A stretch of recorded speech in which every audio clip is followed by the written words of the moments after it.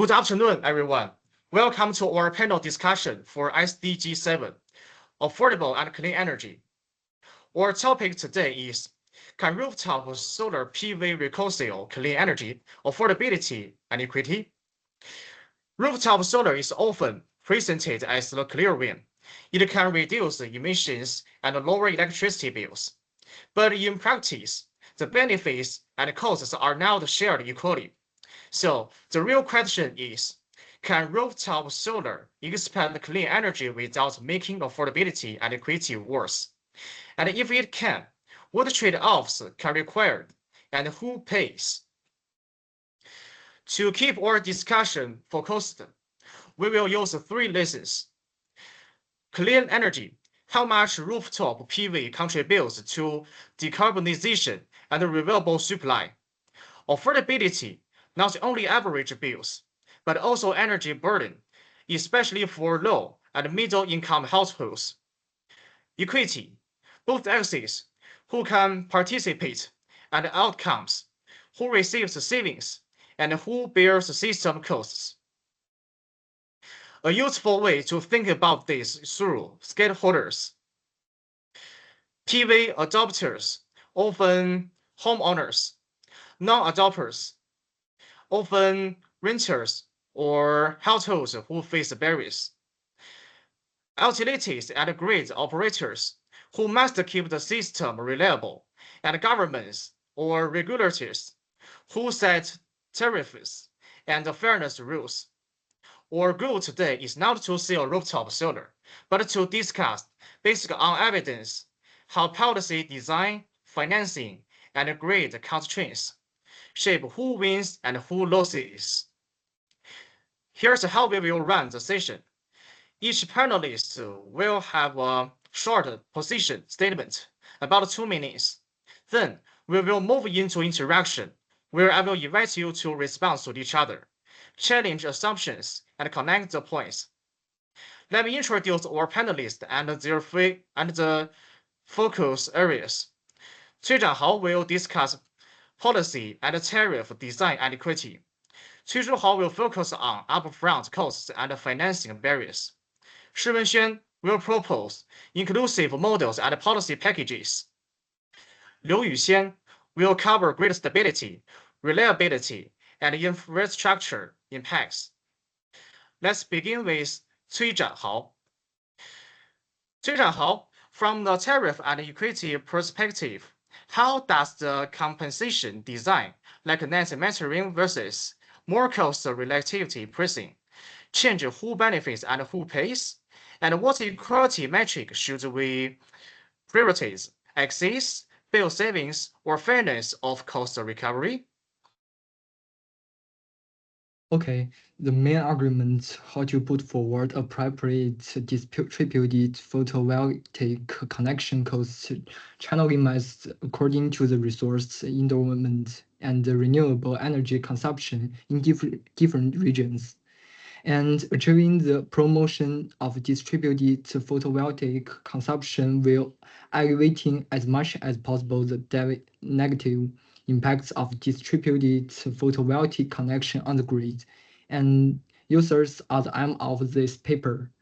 And even as an example case, we know about China current distributed photovoltaic grid connection cost channeling approach reduce the economic benefits of grid enterprise and bring unfairness among users. About this paper, first, we analyze the cost composition of distributed photovoltaic grid connection in China, as well as the channeling mass, and put forward the alternative channeling schemes. Then, the critical points, the sharing of grid connection costs of renewable energy is mainly divided into three kinds of shallow connection, deep connection, and hybrid connection, about of which the shallow connection areas include China, Germany, Belgium, and etc. This study analyzed the scissors core of coast channeling in shallow connection areas with China as an example. For sharing of grid connection costs for renewable energy varies from country to country, and we need to conduct a specific analysis. Therefore, I believe that which fairness indicator or priority should be determined based on the different levels of stage. We should respectively consider excise, bill saving of the fairness of cost recovery. That's all. Okay, thanks. Now, even if rooftop solar is cost effective over time, many households still can't adopt it. So, 崔书豪, what are the main barriers, financing, roof conditions, credit restrictions, or information, and which ones matter most for low and middle income households and renters? Okay, I'm responsible for explaining I can't afford to pretend even if I want to. So my main argument is the installation threshold and affordability of rooftop solar. It's difficult for ordinary people to pay the high cost of the initial installation fee, and the support of the policy can reduce the economic burden. Second, the evidence source. I have two reasons. Number one, our results show that a 10% increase in installation costs will lead to a 6.69% decrease in installation, and a 10% increase in electricity price is related to a 10.43% increase in absorption. Number two, our findings show that the affordability of housing is a key determinant of solar absorption. The price to income ratio to increase by 10%. The number of installations decreased by 8.39%, and the installed capacity decreased by 5.35%. The example case. According to statistics, in Australia, 2.8 million homeowners still do not have solar energy, and two-thirds of new houses are under construction without solar energy, with the public's explicit support for more roof solar energy. There is widespread support for the government to provide additional assistance to improve the domestic solar energy absorption rates. So finally, the critical point, installation costs are more important than reducing electricity costs. We need to increase the monetization rates of rooftop solar through relevant policies. I have a question. If you don't rely on subsidies, can you only rely on business models to improve fairness? Thank you. That's all. Okay, great. So if tariffs shape distribution and financing shapes access, we need solutions that can work in reality. So, Shi Wenxuan, what inclusive models or policy package can expand participation without creating regressive impacts or slowing down adoption? That's the first question.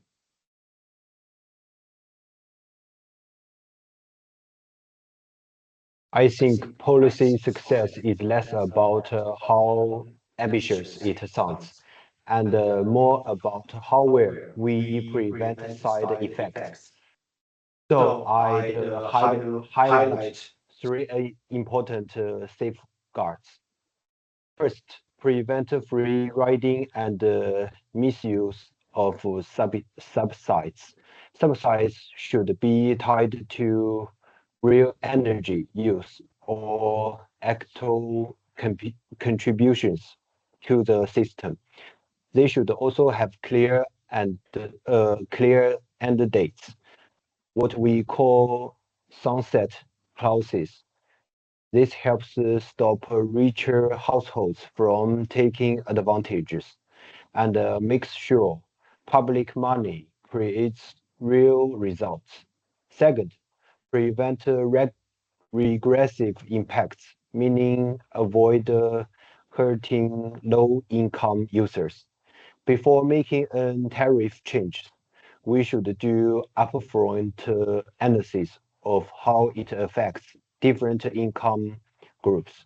And we should automatically link reforms with support measures, not try to fix things later. Equity isn't about giving everyone the same price. It's about making sure the burden is fair, based on each household's ability to pay. Third, prevent low take-up. A lot of good policies fail because they are just too complicated. To avoid that, we can follow three simple design ideas.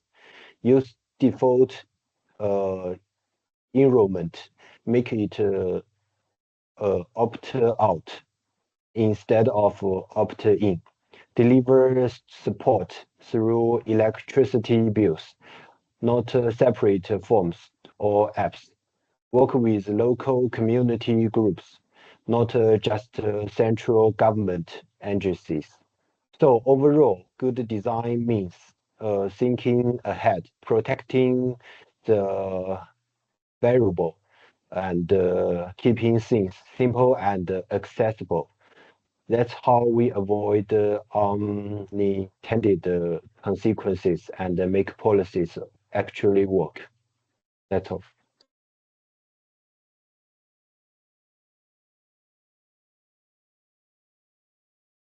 Okay, so far I got a note about what you want to surprise. So when it comes to the second question, which policy lever is essential and which is supportive?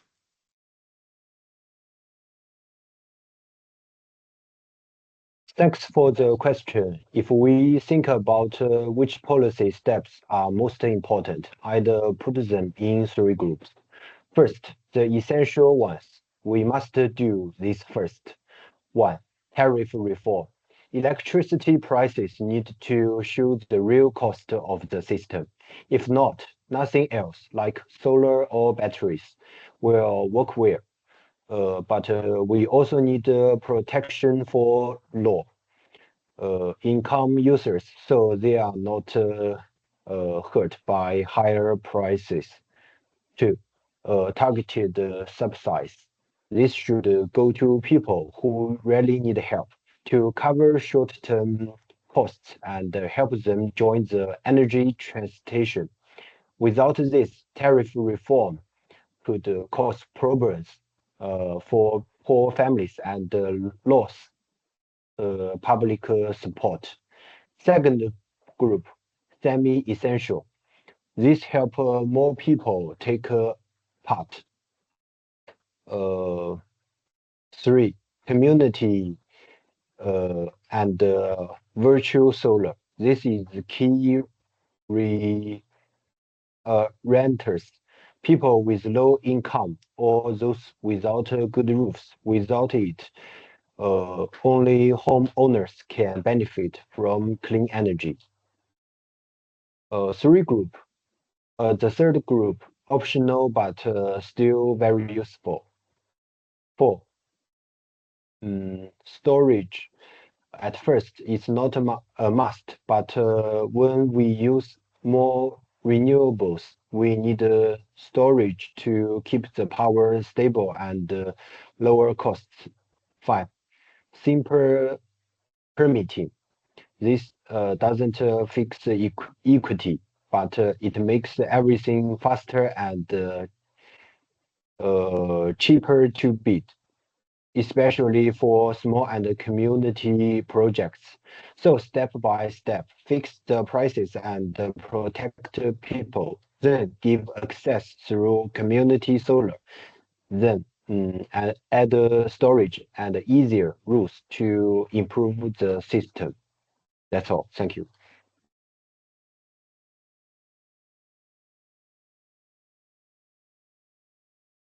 Okay, thank you. Now let's connect the adoption and the policy to the physical system. 刘宇先, at higher rooftop PV penetration, what reliability or infrastructure challenges become binding, and what kinds of upgrades or flexibility are needed? And the fairness question, who should pay for those upgrades? Okay, thank you for the questions. As PV use grows, the main reliability problems are voltage changes, frequency shifts, and supply-demand mismatch. PV makes the most power in the day, but people use the most electricity at night. Infrastructure problems include overloaded power lines, small transformers, and areas that can't take more PV. These problems cost different amounts in different cases. Fixing local power grids, like upgrading lines or transformers, costs each household a few hundred to a few thousand yuan. Adding energy storage systems for the whole grid costs several hundred yuan per kilowatt hour. Overall, costs go up step by step as more PV is used. That's it.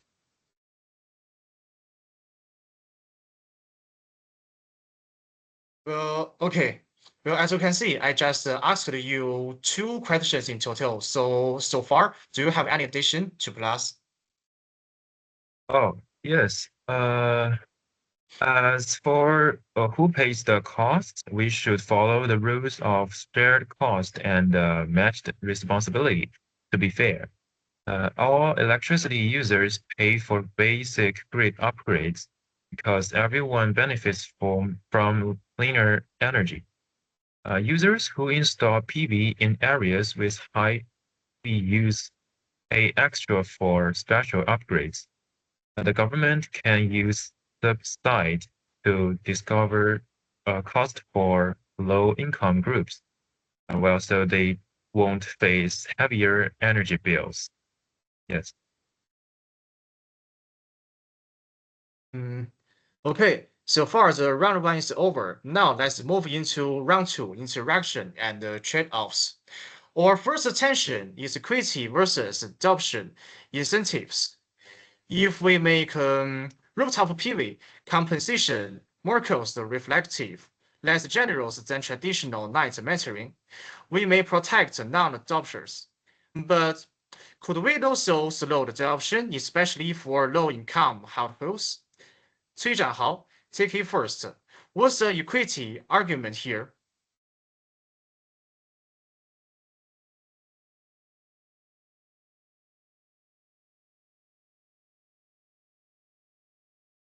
From an equity standpoint, the key issue is cost allocation. Under very generous night metering, adopters can avoid paying some fixed grid costs, and those costs may shift to non-adopters, who are more likely to be renters or lower income. So a more cost-effective design like not being or time-based rates can reduce regressive impacts. But I want you to be clear, tariff reform alone isn't anti-solar. It's about ensuring the transition doesn't unfairly burden people who can adopt. Yeah, that's all. Oh, thanks. So the equity goal is protecting non-adopters.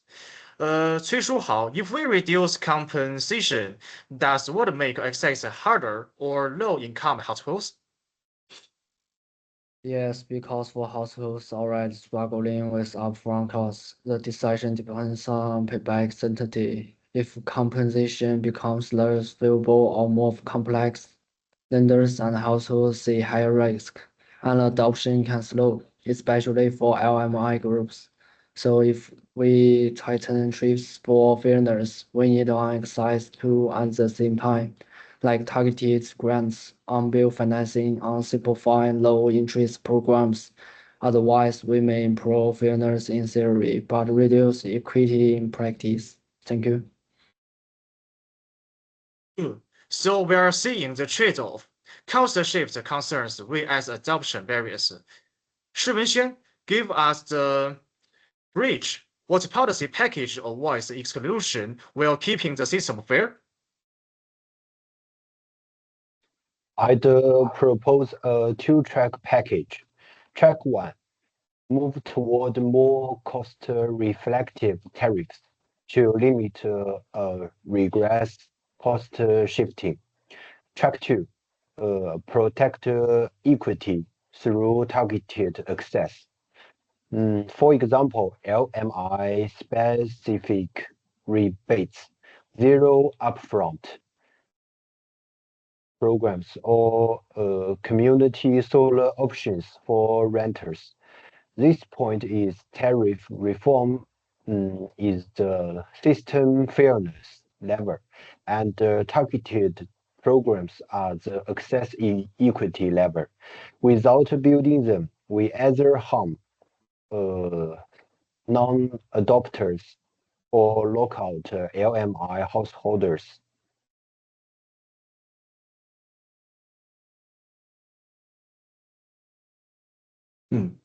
Okay, one sentence each.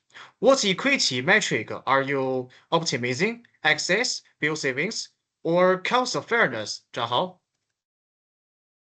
I think cost fairness for non-adopters will keeping adoption viable. Yeah. Access and real participation for LMI households. Both access plus outcomes through a package, not one policy. Well, thanks tension, greater reliability, and infrastructure costs. Liu Yuxian, at higher rooftop PV penetration, what becomes the binding constraints, and what does that imply? Well, at higher penetration, the grid can face issues like voltage rise, reverse power flow, and protection coordination challenges. Even if rooftop PV is clean, the distribution network wasn't originally designed for two-way flows everywhere. This doesn't mean PV is bad. It means we need grid readiness, smarter inverters, better planning for hosting capacity, and in some places, upgrades. So the trade-off is rapid adoption without upgrades and risk reliability. Upgrades cost money and raise the fairness questions: who pays? Exactly. Who pays is the equity flashpoint. Cui Zhanhao, one sentence. Who should pay for upgrades and why? Well, use a cost causation principle where possible. If PV integration drives specific local upgrade costs, adapters or programs into adoption should contribute. Otherwise, we risk burdening non-adopters. Thank you. Oh, okay. Shi Wenxuan, one sentence. Your view? Some upgrades should be treated as a public transportation investment because decarbonization benefits everyone. So a mix border funding plus targeted contributions is more equitable than pushing all costs onto any single group. Okay, thank you for your response. Cui Zhuhao, if adopters pay more for upgrades, does it worsen access? Yes, higher fixed charges or added fees hit LMI households hardest. That's why pairing upgrade funding with LMI financing support is crucial. Otherwise, we design a system where only high-income households can participate. Thank you. And from a reliability perspective, if upgrades don't happen, everyone suffers. So delaying upgrades can also be inequitable. Okay, so the next we need to pay more attention to this part. Okay, the final kick round. You can only choose two levers to balance clean energy, affordability, and equity. Terraform 2, LMI financing targeted subsides 3. Inclusive models like community, virtual solar 4, Grace investments and flexibility. Pick 2, and name one downside you accept. Rapid fire, 20 seconds each. 崔展豪 Well, I pick tariff reform plus LMI targeted support. Downside, adoption may slow initially while rules change, but fairness improves. Thank you. what about you, 崔书豪 I pick LMI financing support plus inclusive models for renters downsize. It requires administrative capacity and may need public funding. Okay, Shimin, I expect to hear your response. Pick tariff reform plus inclusive access program. Downside, complex design. If poorly implemented, public trust can drop. Yeah, that's pretty sure. What about you, Liu Yuqian? Well, I pick great investments, flexibility plus tariff reform. Downside, near-term cost rise, so equity measures must buffer vulnerable groups. Okay, great. So the shared message is rooftop PV can move us toward clean energy, but reconciling affordability and equity depends on the policy package, tariffs, access, and grid readiness. And the hardest unresolved issue is cost allocation. So right now we are close to time, so let me summarize what we can take away. First, the rooftop solar clearly supports clean energy, but whether it improves affordability and equity depends strongly on policy design and market structure, right? So the second, a major equity risk is unequal access, especially for renters and households facing upfront or credit barriers and potential bill impacts for non-adopters. Its costs are not allocated carefully. Third, as higher penetration, rooftop PV requires grid readiness, planning, upgrades, and flexibility solutions. So reliability isn't compromised. That brings us back to equity. Who should pay and why? So, can rooftop PV conceal clean energy, affordability, and equity? Our panel suggests not automatically, but passively. If we combine measures, more cost reflective and fair tariff design, targeted access and financing for low-income groups, and grid supporting investments and technologies. So thank you everyone for listening, and thank you to our panelists for the discussion.